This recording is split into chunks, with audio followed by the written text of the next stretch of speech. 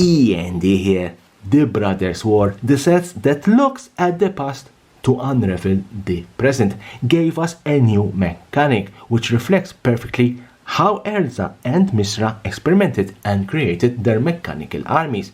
Prototype. Prototype is a keyword ability. It's an alternative cost that specifically appears on artifacts and artifact creatures.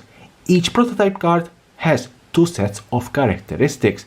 Its default mana cost, power and toughness, printed in their normal positions on the card. An alternate mana cost, alternate power and alternate toughness, printed in the prototype ability. When a card is cast for its prototype cost, its alternate mana cost, power and toughness replace its default mana cost, power and toughness on the stack, and when it resolves on the battlefield. But how do you play prototype? Let's build our battlefield. Let's put this to represent the stack, and let's put this to represent the graveyard. And I'm going to cast Fire Action Flash Gorger. Fire Action Flash Gorger has prototype for 1 and 2 black, meaning that I can pay 7 generic mana, and it's a 7/5 with Menace and Lifelink, and Ward pay 7 life. Or I can pay 1 and 2 black for its prototype alternative cost, and it's a 3/3 with Menace, Lifelink, Ward pay 3 life. Either way, it's a normal artifact creature, therefore it will go on the stack. There can be a counter, there can be a response, nothing happens, and it will hit the battlefield. Some notes: as you cast a prototype card, you choose which sets of characteristics you are using, and you cannot go back. For example, if I cast Fire Action Flash Gorger for its prototype cost and doesn't get countered, I cannot pay the extra 4 mana while it's on the stack to make it bigger.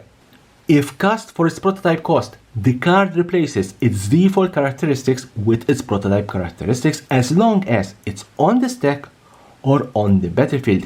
In all other zones like graveyard, exile or command zone, a card with prototype has its default characteristics, meaning that if a prototype Flash Gorger is destroyed and is put in the graveyard, cards like Serra Paragon that interact with permanents that have 3 or less mana value residing in your graveyard cannot target it, because Flash Gorger default mana cost is 7, not 3.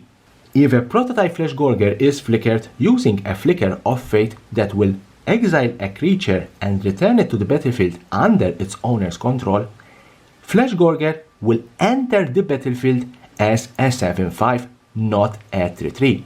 In the exile zone, Flash Gorger has its basic characteristics, meaning it's a 7/5. So when it returns to the battlefield, it's a 7/5, not a 3/3. Quite interesting, huh?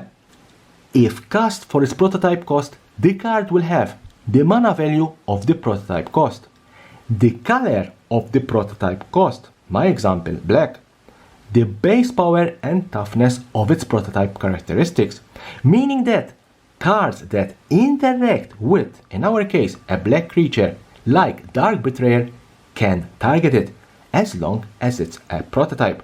On the other hand, cards like Doomblade cannot target it. Same thing works for Devotion, as a prototype artifact will have a different mana cost on the battlefield, they can contribute to the devotion of that color.